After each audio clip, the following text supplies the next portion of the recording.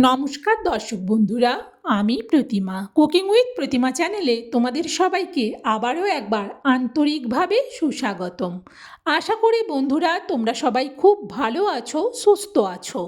আমিও তোমাদের মতো ভালো বন্ধু পেয়ে বেশ ভালো আছি।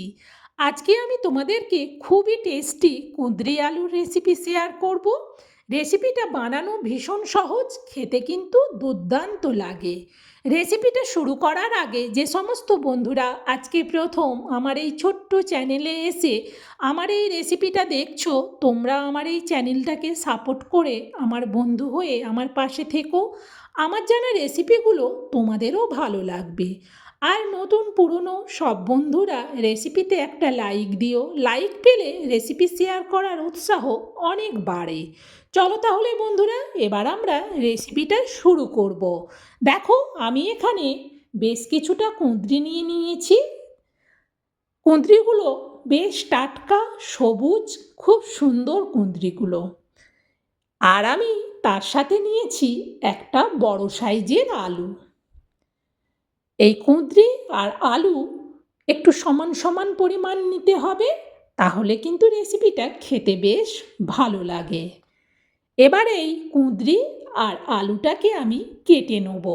বন্ধুরা কিন্তু কেউ স্কিপ করে চলে যেও না, তাহলে বুঝতে পারবে না আমি কিভাবে বানালাম।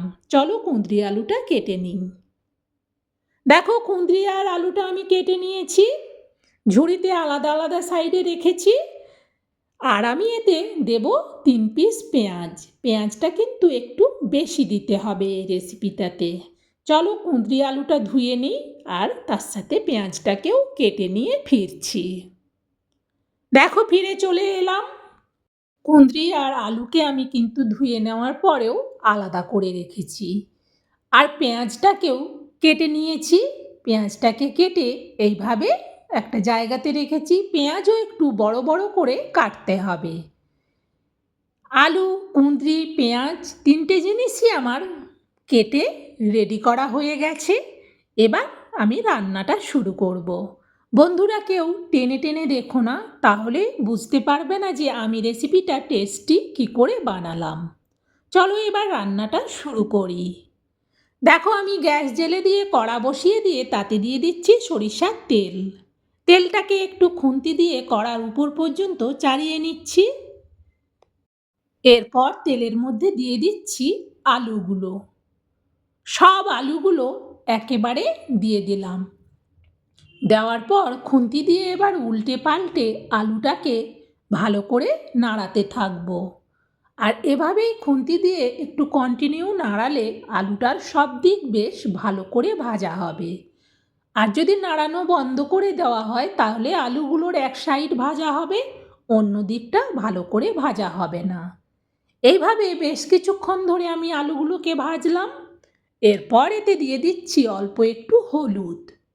হলুদ দেওয়ার পর আবারও খুন্তি দিয়ে ভালো করে উল্টে পাল্টে আলুটাকে ভাজতে থাকবো। এভাবে হলুদ দিলে আলুটা বেশ সুন্দর কালার লাগে দেখতে। আলুটা বেশ ভালো করে ভাজা হয়ে গেছে। এবার এতে দিয়ে দিচ্ছি কুঁদরিগুলো। সব কুঁদরিগুলো আমি একেবারেই দিয়ে দিলাম। দেওয়ার পর এবার আলু আর কুঁদরিকে উপর থেকে নিচ পর্যন্ত ভালো করে নাড়াতে হবে, যাতে আলু আর কুঁদরিটা বেশ ভালো করে মিশে যায়। দেখো, আলু আর কুঁদরিটা বেশ ভালো করে মিশে গেছে। এবার আমি এটাকে ঢেকে দেবো। প্রায় আমি মিনিট 3 বাদে ঢাকনাটা সরাচ্ছি। ভালো করে এবার খুন্তি দিয়ে আবারও কুঁদরি আর আলুটাকে নাড়তে থাকবো। এবার এতে দিয়ে দিচ্ছি পরিমাণ মতো লবণ। লবণ দেওয়ার পর আবারও খুন্তি দিয়ে আলু আর কুঁদরিটাকে ভালো করে নাড়াতে থাকবো। লবণটা বেশ ভালো করে যখন আলু আর কুঁদরির মধ্যে মিশে যাবে তখন এটাকে আবারও ঢেকে দেবো। এবার কিন্তু গ্যাসটাকে লোতে রাখবো। প্রায় মিনিট 3 বাদে আমি ঢাকনাটা আবার সরাচ্ছি। আবারও খুন্তি দিয়ে ভালো করে নাড়াতে থাকবো আলু আর কুঁদরিটাকে। দেখে নিতে হবে আলু আর কুঁদরিটা সেদ্ধ হয়ে এসেছে কিনা। আলু আর কুঁদরিটা সেদ্ধ হয়ে এসেছে, এবার এটা নাবিয়ে নেব। আলু আর কুঁদরিটা নাবিয়ে নেওয়ার পর কড়াতে আবার একটু তেল দিলাম, দিয়ে দিচ্ছি কয়েকটা শুকনো লঙ্কা, দিয়ে দিচ্ছি অল্প একটু গোটা জিরে, দিয়ে দিচ্ছি অল্প একটু কালো জিরে। এবার এই লঙ্কা আর জিরেগুলোকে ভেজে নেব। 2 মিনিট নাড়ালেই হয়ে যাবে ভাজা। এগুলো ভালো ভাজা হয়ে গেলে এবার এতে দিয়ে দিচ্ছি পেঁয়াজগুলো। সব পেঁয়াজগুলো দিয়ে দিলাম। খুন্তি দিয়ে ভালো করে এবার উল্টে পাল্টে পেঁয়াজগুলোকে ভাজতে থাকবো। আর যেগুলো জুড়ে আছে একটু খুন্তি দিয়ে ভেঙে দিতে হবে, তাহলে পেঁয়াজটা বেশ ভালো করে ভাজা হবে। আর এই সময় গ্যাসটাকে মিডিয়াম টু লোয়ে রাখতে হবে, না হলে পেঁয়াজগুলো ভাজা হওয়ার আগেই পুড়ে যাবে। বেশ ভালো করে যখন পেঁয়াজটা ভাজা হয়ে আসবে তখন এতে দিয়ে দেবো কয়েকটা কাঁচা লঙ্কা, ছোট ছোট করে কুচি করে দিয়ে দিলাম। এবার লঙ্কাগুলোকেও পেঁয়াজের সাথে নাড়াতে থাকবো। দিয়ে দিচ্ছি এতে অল্প একটু হলুদ। হলুদ দেওয়ার পর আবারও পেঁয়াজটাকে নাড়াতে থাকবো। পেঁয়াজটাকে এভাবে মিডিয়াম টু লোয়ে গ্যাসটাকে রেখে ভালো করে ভাজতে হবে। এতে দিয়ে দিচ্ছি শুকনো লঙ্কার গুঁড়ো। লঙ্কাটা যে যেমন ঝাল পছন্দ করো সে সেই অনুযায়ী লঙ্কা দিও। আমরা একটু ঝাল পছন্দ করছি তাই কাঁচা লঙ্কা দিলাম আর শুকনো লঙ্কার গুঁড়োও দিলাম। দেখো বেশ ভালো করে পেঁয়াজটা কিন্তু ভাজা হয়ে গেছে। এই মতো অবস্থায় এতে আমি দিয়ে দেবো 1/2 চামচ জিরে গুঁড়ো। জিরেটা দেওয়ার পর বেশ ভালো করে পেঁয়াজের সাথে জিরেটাকেও ভাজতে থাকবো। সব কিছু যখন বেশ ভালো করে ভাজা হয়ে যাবে তখন এতে দিয়ে দেবো ভেজে রাখা আলু আর কুঁদরি। আলু আর কুঁদরি সবটা দিয়ে দিলাম। দেওয়ার পর এবার আবারও খুন্তি দিয়ে ভালো করে পেঁয়াজের সাথে আলু আর কুঁদরিটাকে মিশিয়ে নেব। একটু চিমটা দিয়ে ধরলাম, নাহলে কড়াটা ভীষণ নড়ছে, নাড়াতে অসুবিধে হচ্ছে, তাই চিমটা দিয়ে ধরে ভালো করে আমি আলু কুঁদরি পেঁয়াজ সব কিছু মিশিয়ে দিলাম। এইভাবে মিশিয়ে দেওয়ার পর এটাকে ঢেকে দেবো। যেহেতু আমি এটাতে কোনো জল দেব না তাই এইভাবে একটু ঢেকে ঢেকে করলে কুঁদরি আর আলুটা বেশ ভালো করে সেদ্ধ হয়ে যাবে। গ্যাসটাকে মিডিয়ামে রেখে প্রায় মিনিট 3 বাদে আমি ঢাকনাটা সরাচ্ছি। খুন্তি দিয়ে একবার ভালো করে নিচ থেকে উপর পর্যন্ত আলু আর কুঁদরি শুদ্ধ সব কিছুকে নেড়ে দেখে নিলাম।